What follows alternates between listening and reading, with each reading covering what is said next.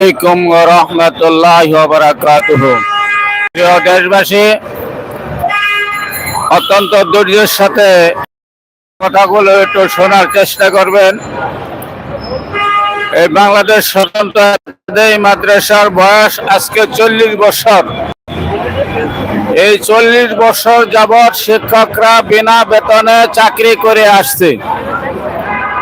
এই রাস্তায় বহু মানুষ আসে যায় আর সাইনবোর্ড পরে বলে যে এই 40 বছর চাকরি করার পরেও যে সমস্ত প্রতিষ্ঠানে বেতন হয় না, ওই সমস্ত প্রতিষ্ঠানে আপনারা কেন চাকরি নিলেন, কেন চাকরি করেন? এই কথার জবাব অনেকেই হয়তো সুষ্ঠু মতো দিতে পারে, অনেকেই আবার দিতে পারে না। আমার কথা হলো, 40 বছর পরে বিনা বেতনে আমরা যে চাকরি করি, কেন করি? এই প্রতিষ্ঠানগুলি করে গেছে আমার দাদা করে যাওয়ার পরে এটা ওসিয়ত করে গেছে বাবারে, যে বাবারে এই প্রতিষ্ঠানটা ধরে রাখে, সেটা কোরআনী প্রতিষ্ঠান। এই এলাকার লোকজন সদকা জারিয়া হিসাবে মাদ্রাসার নামে জমি দিয়েছে। এই মাদ্রাসায় কোরআন শিক্ষা হবে, কোরআনী শিক্ষা হবে বিদায় এই দেশবাসী লোকেরা এই প্রতিষ্ঠানে জায়গা জমি দিয়ে গেছে। শুধু উদ্দেশ্য একটাই, যে মৃত্যুর পরে যেন তারা কবরের দেশে যেন তারা সুখ শান্তি পায়। এই জন্যই এই জমিগুলা সদকায়ে জারিয়া হিসাবে দিয়ে গেছে। তাই দাদা রেখে যাওয়া প্রতিষ্ঠান বাবা চালাইছে। দাদা বিনা বেতনে ইন্তেকাল করেছে, বাবাও বিনা বেতনে ইন্তেকাল করেছে। আবার বাবাও ওসিয়ত করে গেছে যে বাবারে এই প্রতিষ্ঠানটা একটু ধরে রাখো, এটা কোরআনী প্রতিষ্ঠান। যে সমস্ত মুরব্বীরা দিয়ে গেছে এই জমিগুলা, এরা সদকা জারিয়া হিসাবে দিয়ে গেছে। আর সদকা জারিয়া যাতে বন্ধ না হয়, এই জন্য এই প্রতিষ্ঠানগুলি তোমরা ধরে রাখো। এই জন্য আমরাও বিনা বেতনে, কারণ 26 বছর, 20 বছর, 30 বছর, 40 বছর এরকম কাইটে যেতেছে। আমারই তো 28 বছর কাইটে গেছে বিনা বেতনের চাকরির বয়স। বিনা বেতনের চাকরির বয়স কেটে গেছে আজকে এই 28 বছর কেটে গেছে। এখন বেতন হয় নাই। আর আমাদের এই সমস্ত প্রতিষ্ঠানগুলি কেন বেতন হয় না, এটার পিছনে ঘোর রহস্য রয়েছে। যে এই সমস্ত প্রতিষ্ঠানে যদি ছেলে মেয়েরা লেখাপড়া করে, তাহলে এই ছেলে মেয়েগুলো, অধিকাংশ ছেলে মেয়ে ওই দাখিল মাদ্রাসায় যাবে, দাখিলে থেকে আলেমে যাবে, আলেমের থেকে ফাজালে যাবে, ফাজালে থেকে কামেলে যাবে। তাহলে শিক্ষার পরিধি বেড়ে যাবে, ইসলামী শিক্ষার পরিধি বেড়ে যাবে। কাজেই ইসলামী শিক্ষা কোনো প্রকারেই যেন পরিধি না বাড়ে, এই জন্য এই ইবতেদায়ী শিক্ষকদেরকে এরকম অসহায় অবস্থায় রাখা হয়েছে। তাই বলতে চাই, আজকে যদি আমরা ইবতেদায়ী শিক্ষক বিনা বেতনে চাকরি করি, আমরা যে কাজগুলা করি, যারা 1 লক্ষ, 1.5 লক্ষ, 2 লক্ষ টাকা মাসে বেতন পায় এবং হাজার হাজার টাকা টেবিলের তল দেওয়া পায়, ওরাও তো এই কাজগুলা করে না। একটা লোক যদি অসুস্থ হয়, তাহলে ডাক দাও, নাম হলো আক্কাশালী আক্কুমলুবিরা ডাক দাও, তাড়াতাড়ি আয়াও তওবা করো। তাহলে তওবাটা আমরা করাই। আবার তওবা করানোর পরে যদি দেখা গেল বলছে যে যদি হায়াত বাকি থাকে তাহলে আল্লাহ সুস্থ করে দাও, আর যদি হায়াত বাকি না থাকে তাহলে আল্লাহ তুমি ইমানের সাথে দান করো। এই কথা বলে তওবা করে দিয়েছে। 1 দিন 2 দিন যা লোক মারা যায়, আবার দেখা যাচ্ছে ডাকছে যে এখন যে মারা গেল, এখন গোসল দেওয়া করা, হে আক্কুমলের দরকার। এখন কাফন দেব করা, হে আক্কুমলের দরকার। যাকে কাফন দেওয়ার পরে লাশ নিয়ে যাবো করা, আগে যাবো করা, হে আক্কুমলের দরকার। কোরআন পড়াওয়ালা সূরা ইয়াসিন পড়তে যায়, কালামা পড়তে যায়। জানাজা পড়াবে করা, ওই আক্কুমলেই পড়াইব।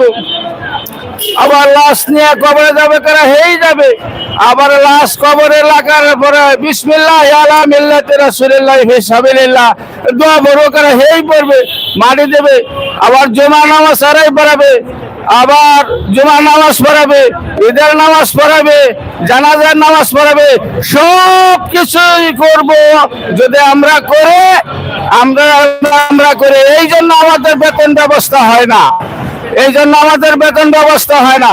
আর সরকার চক্রান্ত করে নিয়েছে, এদেশে যারা উচ্চ মহলে চাকরি করছে ওদের এক দিনা হলো ইবতেদায়ী মাদ্রাসা যদি বেতন ভাতা হয়ে যায় তাহলে আমাদের ছেলেমেয়েরা সভ্য হয়ে যাবে।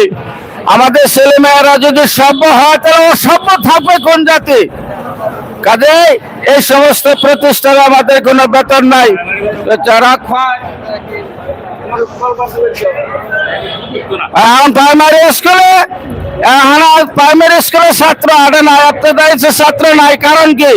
প্রাইমারি স্কুলে ওই ছাত্রদেরকে বেতন দেওয়া হইতেছে, উপবৃত্তি দেওয়া হইতেছে, বিস্কুট দেওয়া হইতেছে, আবার পোশাক দেওয়া হইতেছে। উদ্দেশ্য কি? যে এই মাদ্রাসার পোলাপানগুলি যেন ছোট ছোট নবজাতক শিশুগুলো যেন ওই মাদ্রাসায় না যায় প্রাইমারি স্কুলে এসে পড়ে।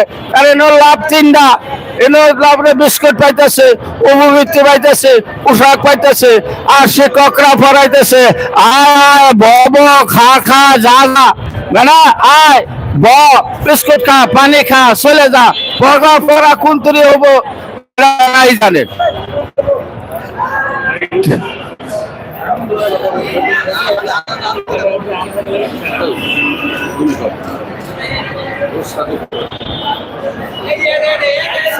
আচ্ছা, এখন কতটা হলো ওদের বেতন?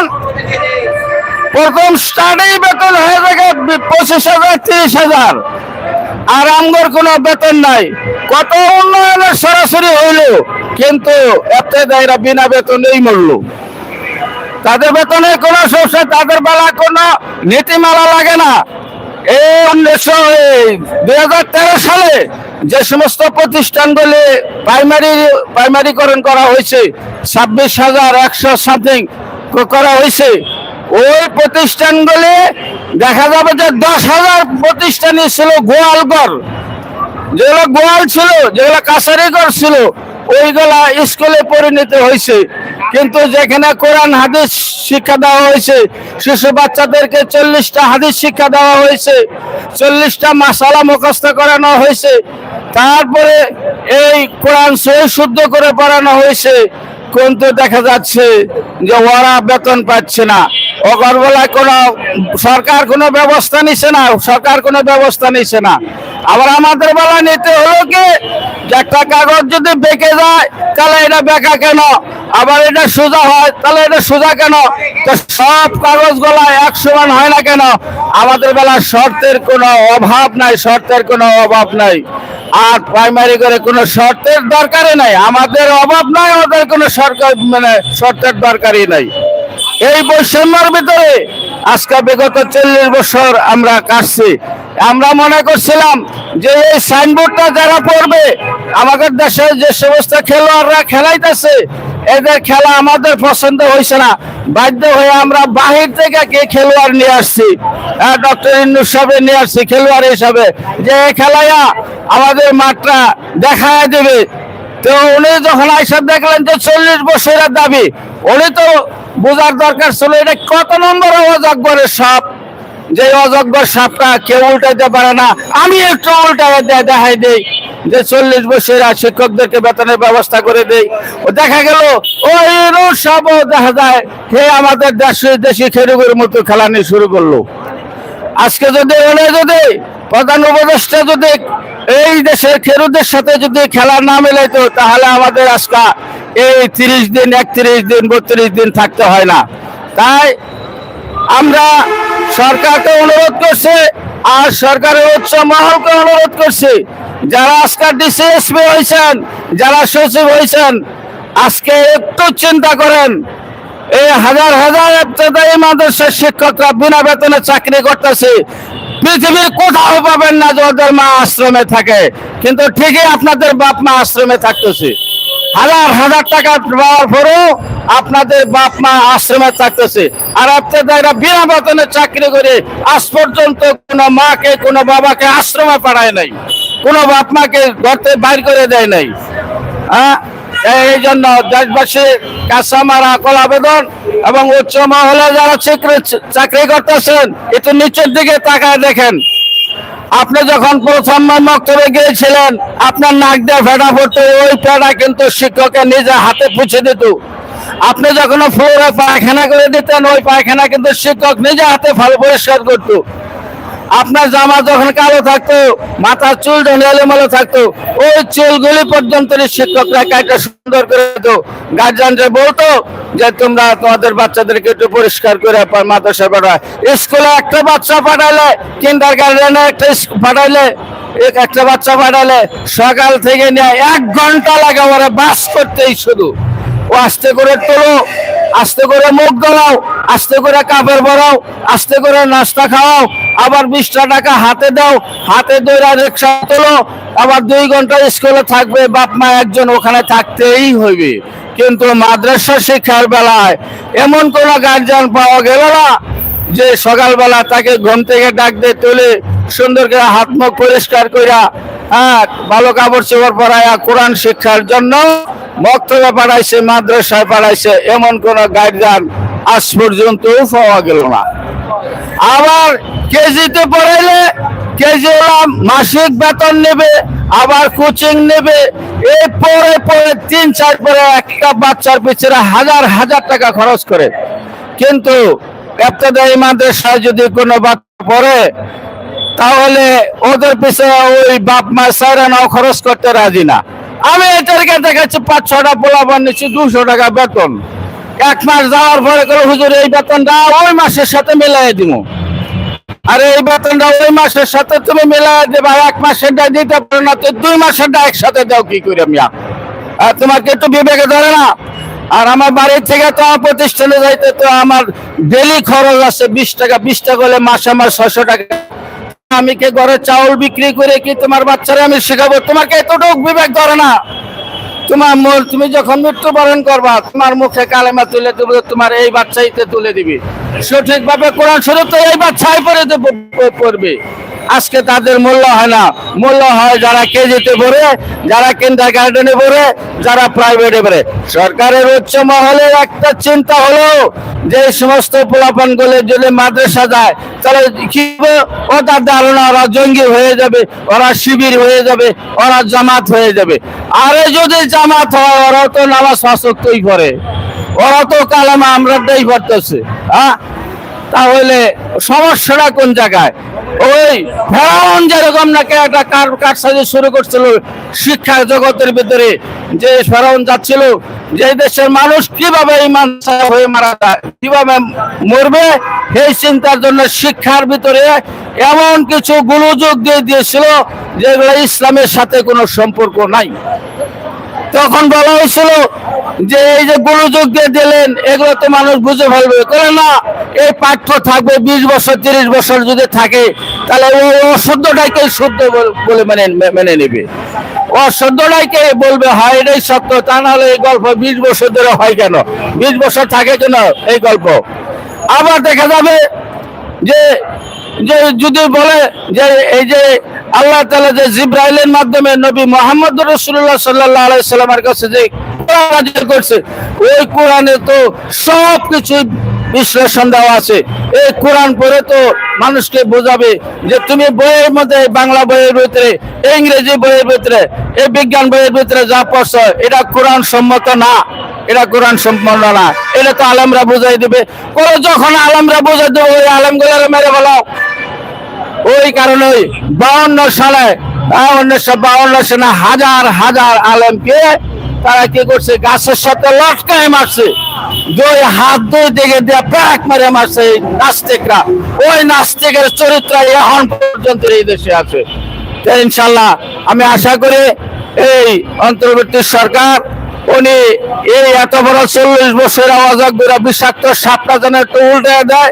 আর সচিব মহলে যারা আছেন তারাও একটু নিচের দিকে তাকায় দেখেন, কারণ দুনিয়াতে তো জিন্দগি বছর করছে, তো ফেরাউনও করছে, নমরুদও করছে, আবু জাহেলও করছে, কিন্তু আজ পর্যন্ত তো আবু জাহেলের একটা নাম মানুষ লইতে চায় না, রাখতে চায় না।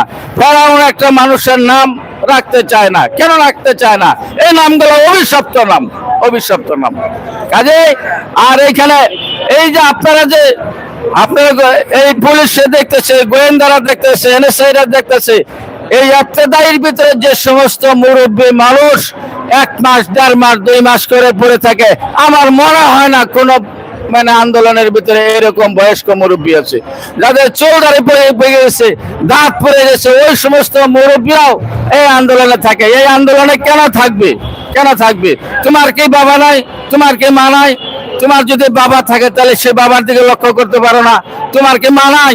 তোমার মা থাকলে মহিলারা যে রাস্তায় পড়ে থাকে এই দোলাবলের ভিতরে, তোমার কি মায়া লাগে না? তোমার কি বোন নাই? আজকে যদি তোমার বোন যদি রাস্তায় বসে থাকতো তাহলে তোমার কি লাগতো? তুমি আজকাল লক্ষ লক্ষ টাকা সম্পদ ইনকাম করার পরও বিনা পয়সায় কিন্তু খালি হাতে তোমার চলে যেতে হবে, ওইটাও একটু স্মরণ করো। এই জন্য ভাই বলছে, যারা উপর মহলে আছেন, যারা যেখানে আছেন, যাদের হাতে ক্ষমতা আছে, তারা এই ইবতেদায়ী মাদ্রাসাগুলোকে জাতীয়করণ করে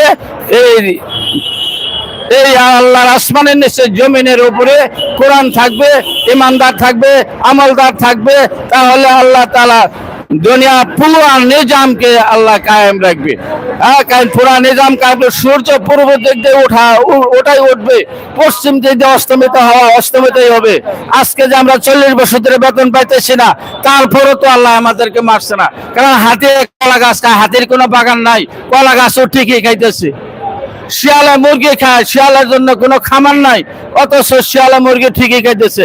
একটা তিমি মাছ, আমার তিমি দৈনিক 60 মণ দুধ লাগে, ওই মা তিমি তাকে ওই সাগরের ভিতরে 60 মণ দুধই তাকে দিতেছে। আল্লাহ তাআলা আমাদেরকে পালতেছে কুদরতের দ্বারা, আর আপনাদেরকে পালতেছে কিসের দ্বারা? টাকার দ্বারা। এই জন্য ভাই যারা যেখানে আছেন, আমাদের উপর আর জুলুম করেন না। জুলুম না কইরা আমাদেরকে অতি সহজে এই রাস্তা থেকে ওঠা প্রতিষ্ঠানে যাওয়ার জন্য চেষ্টা করেন। আসসালামু আলাইকুম।